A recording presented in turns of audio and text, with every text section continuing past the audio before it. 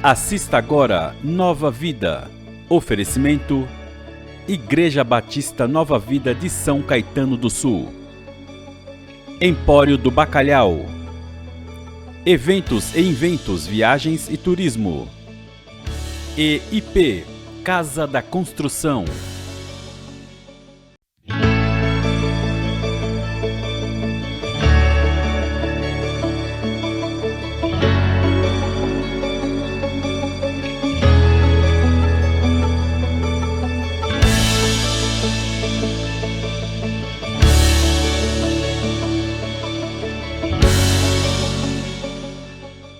Olá, bem-vindo ao nosso programa Nova Vida, programa patrocinado pela Igreja Batista Nova Vida, aqui em São Caetano do Sul. Eu sou o pastor Kenji, estou acompanhado do meu querido amigo pastor Edson de Faria. Pastor, tudo bem, pastor? Graças a Deus, tudo bem. Melhor agora que estamos com os nossos companheiros nos assistindo também. Falo plural, companheiros, porque acho que não tem um só assistindo. Né? É verdade, é verdade. Deve ter mais alguns. Então, seja bem-vindo você, que Deus o abençoe. É verdade. Estamos sentindo ainda a falta do nosso querido pastor Silvio de Oliveira, que está se recuperando aí da sua saúde, está de licença médica. Logo, logo ele estará de volta aqui, né, pastor? Conversando conosco, Jesus né? Cristo, se Deus quiser. Se Deus quiser. Está fazendo falta, né? Está fazendo falta, é verdade. Está fazendo falta. Está fazendo falta. Pois bem, estamos conversando, batendo papo sobre o Apocalipse. Pastor Edson se especializou no livro do Apocalipse. Estamos, então, aproveitando no bom sentido, né, pastor? Né, o conhecimento do pastor a respeito, então, de tudo aquilo que temos aqui neste livro tão precioso que fala a respeito do que vai acontecer nos últimos tempos. Aí temos dedicado, então, nossa atenção nas cartas que Jesus enviou às 7 igrejas da Ásia através de João. Já falamos sobre Éfeso, sobre Esmirna e hoje é para a igreja em Pérgamo. Em Pérgamo. O que podemos falar sobre essa igreja em Pérgamo, aliás, pastor? Antes de falar da igreja, falando sobre a cidade, é uma cidade que o produto dela era pergaminho. Ah, aí vem o nome? Daí o nome vem Pérgamo. Ah, entendi. Eles eram extremamente para usar a escrita deles, né? Então eles tinham uma grande produção de pergaminho. Olha só. Que fosse, daí o nome, então, Pérgamo, né? Entendi. E ela foi mais ou menos durante 200 anos, dentro de uma pesquisa feita, ela foi uma província romana, né? E com tinha uma grande biblioteca, mais ou menos 200 mil rolos. Uau! Eles tinham lá, né? Entendi. Então, realmente, era o chamado rolos ou pergaminhos, né? Certo. Talvez por eles produzirem, eles tinham lá uma biblioteca muito grande, realmente com uma grande quantidade. Então, era uma cidade cultural, vamos dizer. Exatamente. Ela estava até, não chegou ainda, não havia chegado a atingir Éfeso e Esmirna, mas ela estava em terceiro lugar. Olha. Né? Talvez por ser a terceira na cidade ali, né? Certo. Então, realmente, mas era uma vida uma cidade de levada a prazeres, realmente. Né? Prazeres carnais. Pagã, né? Uma cidade pagã. Certo. E a igreja de Pérgamo estava ali, então, envolvida dentro dessa cidade. Estava no meio dessa cidade. E é interessante que Jesus está se apresentando, e vamos dizer, todas as vezes, todas as cartas, Jesus se apresenta. Sim.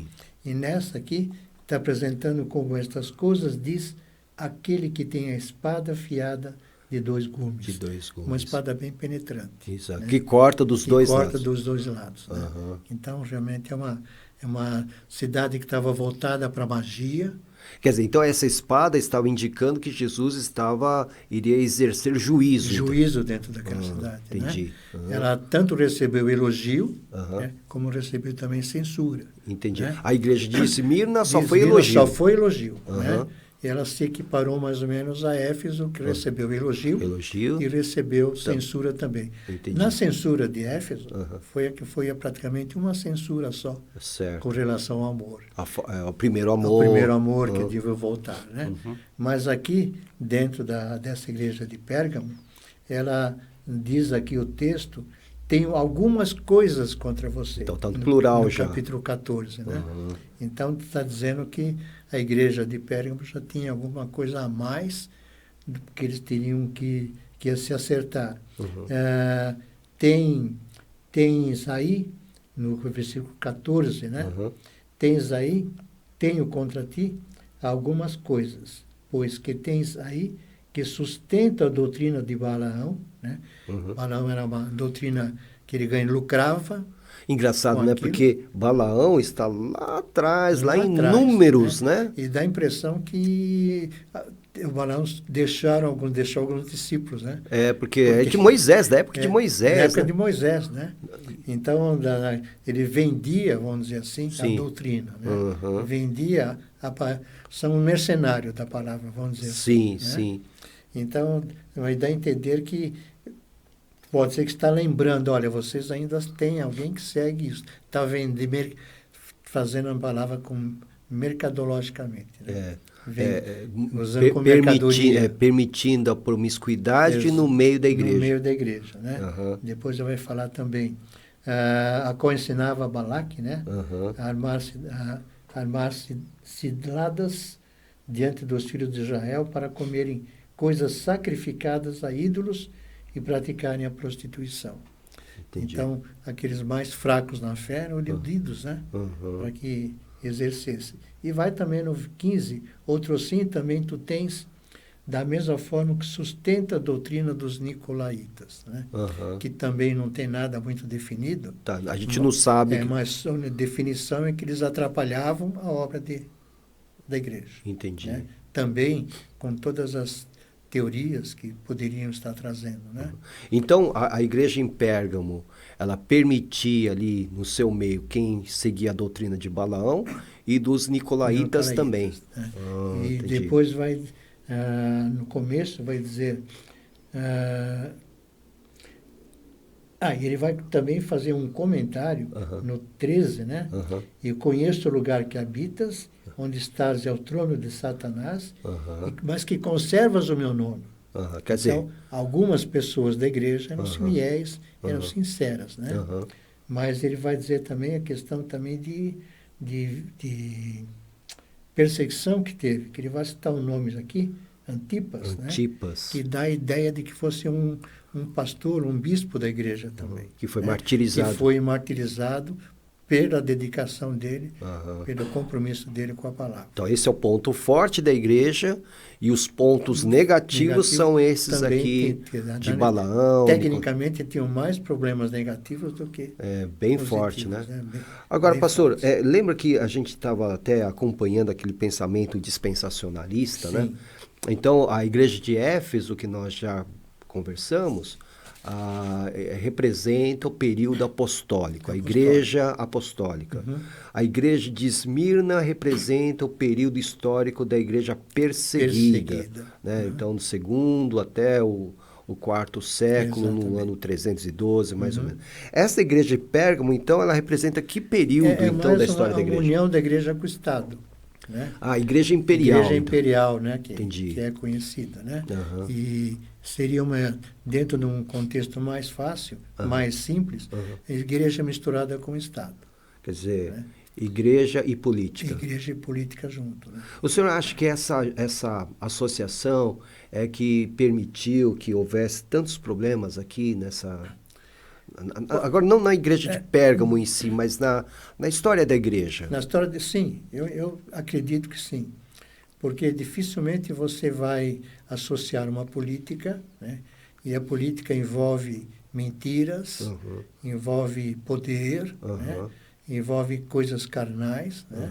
Embora tenha o seu aspecto positivo, sem dúvida nenhuma. Mas a gente vê hoje que quem está metido em política normalmente tem tem corrupções atrás, tem uma série de coisas. E que dificilmente está se compactuando, se compactando, né? Com a igreja ou com a palavra de Deus. Porque acaba entrando num sistema ali que ele acaba sendo envolvido, engolido. Aparentemente diz que não, né? Que não. Mas se você vai analisar, se você não tem de uma forma politicamente você não vai para um lado A ou lado B, né? E você normalmente é feito isso através de valores, né? De posições. Então, se você não submete a isso, você tem que sair da política. Tem que sair da política. Nós, batistas, nós defendemos a total separação entre a igreja e o Estado. Entre a igreja e o Estado. Né? Para evitar esse tipo de coisa. Né? Exatamente. Agora, aqui a gente vê que a igreja, é claro que nós estamos falando que Pérgamo representa a igreja imperial. Né? Representa significa que naquele tempo em que Constantino ele vai simpatizar com os cristãos, vai abraçar os cristãos, e parece-me que aí começam os problemas mesmo, aí né? que os problemas ficam mais sérios, né? Porque os bispos agora, o cargo de bispo agora é um cargo político, cargo né? político, né? E surgem os templos agora, né? Exatamente. Então, mas em função disso, começa a questão de autorizações, né? Vou construir aqui, mas posso? Você pode, desde que... Né? Então, essa engrenagem que está nascendo é uma igreja totalmente negativa. Negativa, né? Porque eu lembro nas minhas aulas de história da igreja que quando Constantino, então, ele libera, né? Inclusive, ele vai presidir o primeiro concílio, né? Exatamente. Concílio de Nicéia, de 325, mas aí ele autoriza a construção de templos para a igreja, para os cristãos, né?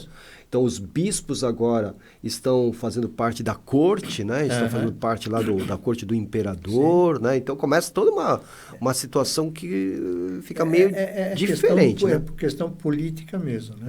Então, se você quiser subir politicamente, tem que estar pactuado com aqueles que estão realmente no comando. E aí que tem o problema. É aí que gera o problema. Por isso que dentro do contexto batista, especialmente, deve existir realmente a separação. Um pastor que quer se meter na política, na minha visão, tem que esquecer o título de pastor. Tem que estar como, eu sou fulano de tal, vou assumir, né? Sim, porque, de repente, concordo. colocando como pastor algumas atitudes que a gente até viu recentemente, pois é, pastor. Pode não cair bem para a igreja. Né? Pois é. É um testemunho extremamente difícil, né? Verdade, pastor. Fica muito difícil mesmo comprometer, né, o nome do evangelho, né, nessas situações. E a gente ouve dizer, não diz que é crente, não diz que é pastor. Pois é. Né? Então é um testemunho extremamente... e triste, né, pastor? Triste, né? Devíamos evitar, né, pelo menos... Se é um pastor, que continue sendo pastor no seu ministério, né? No seu ministério, né? Mas é complicado. Para isso, nós entendemos que houve o chamado. Né? Se bem que eu não sei se eu fui chamado, eu me apresentei. Mas que realmente a ideia do chamado é você ter uma separação mesmo, né? Estar cuidando das coisas lá do alto. E nós, a Bíblia diz isso, né? Temos que cuidar das coisas lá do alto e não da terra. É verdade. Bom, isso não significa, né, você que está nos assistindo, que nós, evangélicos, com essa posição, sejamos alienados em relação à política. Não é nada disso. Só achamos que o lugar de pastor é no seu ministério, né? Ele não tem que se envolver em política, em estar assumindo um cargo, etc. É a nossa opinião, né? Opinião pessoal. A gente respeita, né, a posição de todos, né, pastor? Inclusive, a nossa oração é que o Senhor esteja abençoando aqueles políticos que escolheram a carreira de política. Que são evangélicos, cristãos, né? E para que eles sejam bem-sucedidos. Tá? E que não tragam escândalo. E que não tragam escândalo para a igreja. Tá? Já está tão difícil, nós né? Não somos alienados à política, não mesmo. Exatamente, né? Pois bem, continuando aqui, pastor, é que ele fala sobre o trono de Satanás. Satanás tinha um trono lá em Pérgamo? Não, fisicamente não, né? Mas dentro daqueles contextos que aconteciam, porque, veja, onde eles estavam lá colocados? Uma cidade que era entregue à magia, né? Existiam curandeiros ali, né? Existiam sacerdotes do deus Esculápio, que era o deus hoje da medicina. Da medicina, é verdade. Então, era muito bem... É uma cidade que tinha realmente um adentado na medicina. Né? Então tinha pergaminhos, tinha medicina. Tinha a biblioteca. Uau. Né? Escolápio era considerado o deus da cura, com sacerdotes e curandeiros, e que era adorado ali. Né? Então, tudo isso leva a um contexto realmente de que a cidade não era. Era sim uma cidade satânica, vamos dizer. Né? E ainda tinha os seguidores de Balaão e dos Nicolaitas dentro da igreja. Dentro da igreja. Jesus, então, realmente, o significado realmente que estava ali um trono de Satanás. Entendi. Né? E a igreja, aqueles que eram fiéis, imaginam que eram a quantidade menor, né? Imagina o que eles não sofriam também dentro daquela cidade, né? Por isso o líder foi morto, né? Antipas foi morto. E eles tinham lá um maior templo divino de César. Então, entendi. Em função o imperador também tinha o seu templo, a divindade. Porque ele tinha que ser adorado como uma divindade. E é por isso que os cristãos sofriam, porque se não se dobrassem aquele ídolo, eles eram penalizados. Que era o próprio imperador. É verdade, porque o imperador tinha que ser chamado de Senhor ou Kyrios, exatamente. Né? E os cristãos chamavam Jesus de Senhor ou também Kyrios. Então, quer dizer, havia uma... uma concorrência. Concorrência que não podia ser admitida. Exatamente, não admitiam, né? Olha só. Basta dizer que, quando Jesus nasceu, Herodes quis matar justamente por causa disso, né? Vou ter um concorrente aqui. É verdade. E a pregação que existia era realmente isto, né? É verdade. O rei estava para nascer. Né? É verdade. Pastor, agora, falando sobre o prêmio, a recompensa, né? Então, Jesus diz que ao vencedor dará o maná escondido, né? E também uma pedrinha branca com um novo nome escrito que ninguém conhece, exceto aquele que o recebe. Maná escondido e uma pedra com um novo nome. Que prêmio é esse, pastor? Eu tenho um pensamento. Né? O nosso maná quem é? Jesus Cristo. Jesus. Né? Então, realmente... o pão que desceu do céu. Se nós olharmos também na arca, né? Tem um frasquinho lá. Verdade. Colocado dentro da arca, que tem lá, esse maná não apodreceu. É verdade. Né? Foi colocado lá. Talvez isso já seja uma ideia, talvez, do que seria colocado na arca, né? O maná escondido. O maná né? escondido. Porque nessa altura Jesus Cristo já não era o nosso maná escondido. Né? E é o único lugar realmente que o maná estava escondido. Estava dentro da arca. Olha, né? Só então, que bênção. Pode ser realmente uma colocação aí. E depois você me falou o quê? Da pedrinha. A pedrinha. Essa pedrinha imagino eu, só podendo imaginar, né? Porque ainda não chegamos ali, né? É realmente a purificação nossa, nossa purificação. Nós teremos novo nome, né? Então, é o sentido, essa pedra branca, eu imagino, seria a purificação que nós teremos, aí purificação total, plena. Né? Quer dizer, o nosso corpo glorificado e, né? Tudo novo. E tudo novo. Né? Inclusive o nosso nome. Exatamente. Nosso nome. Quer dizer, meu nome não vai ser Kenji, então, vai ser um outro nome. Pode ser Kenji, mas traduzido de uma forma diferente. Então, foi um novo nome escrito. Né? Então, eu já li um comentário, pastor, que o comentarista disse que essas pedrinhas com nomes eram um tipo de um convite que as pessoas recebiam para ir numa festa. Então, quando se apresentavam lá na entrada, eles se apresentavam a pedrinha com o nome dele, então ele podia entrar na festa. Né? Então, alguns disseram que é isso, que é a pedra, que é um convite, que nós entraremos naquele banquete, né, nas bodas do Cordeiro, só que o nome que está lá é meu, mas ao mesmo tempo é um novo nome. Novo nome. Né? Por isso está levando a pedrinha. Né? Sou eu mesmo. Aliás, eu conheço um pastor, né, o pastor Kenji, né, que diz que na chegada lá, né, vão ter três surpresas. Né? Surpresa. Aquela, estou aqui, né? Eu cheguei. Cheguei, né? Consegui chegar. Mas você está aqui. A segunda surpresa, né? Você aqui. E a terceira, cadê? Cadê fulano, né? Cadê aquele irmão, né? Pode ser que 2 deles não levaram a pedra. Mas é interessante, né, pastor? Porque Jesus, ao mesmo tempo, ele fala para se arrepender, porque senão ele ia usar aquela espada. Exatamente. Né? E ao vencedor do maná escondido, muito bonito, né? Esse da tirada da Arca da Aliança, né? E a pedrinha, né? É interessante que cada carta, realmente, o final dela é nesse sentido, que tem que ouvir o que o Espírito está dizendo, né? E está dando a colocação para que se acerte em função daquilo que foi feito na igreja, né? Então, em Éfeso foi mais ou menos a mesma coisa, né? Porque houve, a única que foi mais ou menos diferente é a questão de Esmirna, né? Sim. Mas dessa aqui também está dizendo, olha, se acertem, porque senão vocês vão ser cortados. E é interessante que nas 3 cartas, Jesus se apresenta como remetente, mas ao final quem fala é o Espírito Santo. Espírito Santo, tá? É a prova de que nosso Deus é um Deus triuno. Triuno. Mas é um só. É um só.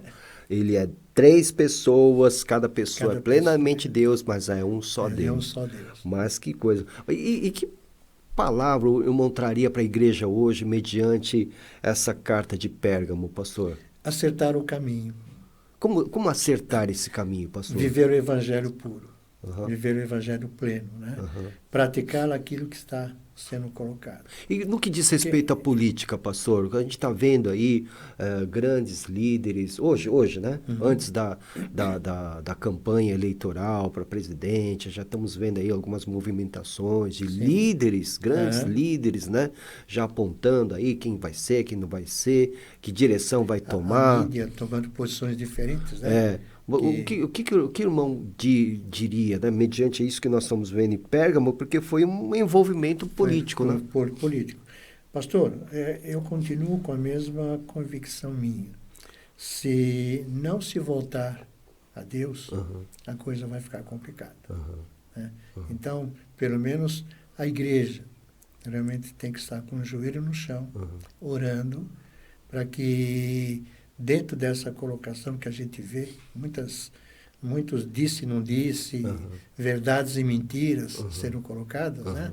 Que na realidade era mais ou menos o que vivia a igreja na época, mas nós temos que olhar aqui o que realmente ele está dizendo, né?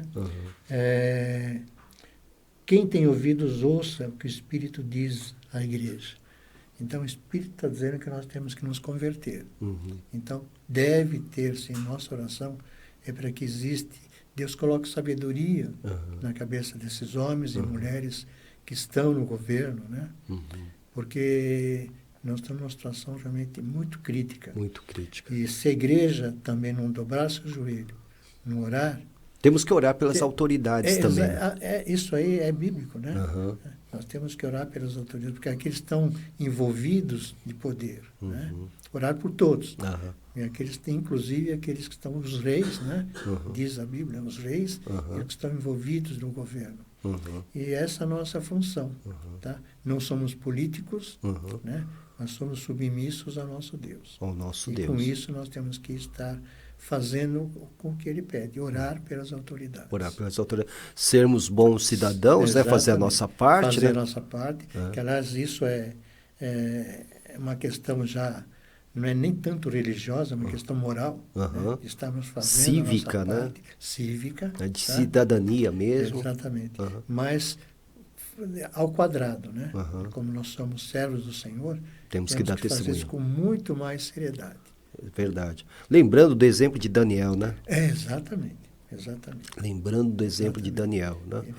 Que não se misturou. Nunca mesmo tendo assumido um cargo de grande importância no governo babilônico. Uma responsabilidade. Foi mas ele não o segundo em governo. Exato, ele não se corrompeu. Não se corrompeu, foi até preso, perseguido, né? E depois foi parar na cova dos leões, né? Mas ali ele foi liberto também. É verdade, né? pastor. E ali depois até os que os atacaram que foram mortos, né? Mortos, né? Então nós temos que agir. Eu acho que o exemplo de Daniel, embora a gente esteja falando até... Daniel está ligado também às últimas coisas, mas é um exemplo de um político segundo o coração de Deus, né? Exatamente. Porque ele era um governante, né? Sim. Isso não quer dizer que o ser humano não possa errar, né? Mas se ele está sob a direção de Deus, dificilmente ele vai errar, né? É verdade. as decisões que ele vai tomar são decisões sérias, decisões humanas, né? E que realmente para a glória do Senhor. Né? Um dia a gente vai separar o programa aqui só para falar sobre Daniel. Daniel e política, né? Tá bom, muito bem. Uma palavra final, pastor, para o nosso ouvinte. Obrigado pela sua atenção, né? Na expectativa nossa é que tudo aquilo que estamos falando aqui venha de encontro à sua necessidade, né? E além disso, né? Fora da sua necessidade, aquilo que você deve pensar, especialmente numa época que estamos de eleição, né? É verdade. Para que você ponha, se você confia no Senhor, coloque o seu joelho no chão e ore pela nossa nação. Amém. Né? Amém. Não esquecendo também da Ucrânia, Sim. que vive numa situação extremamente complicada. Perfeito. Né? Mas que Deus o abençoe. Amém. Muito obrigado pelo carinho da sua audiência. Continue conosco nesse bate-papo a respeito do Apocalipse. Se você quiser participar com perguntas, dúvidas, sugestões, entre em contato com a Vox TV e nós teremos todo o prazer de atender, então, a sua solicitação. Que Deus te abençoe e até o próximo programa, se assim Ele o permitir. Até lá. Deus abençoe.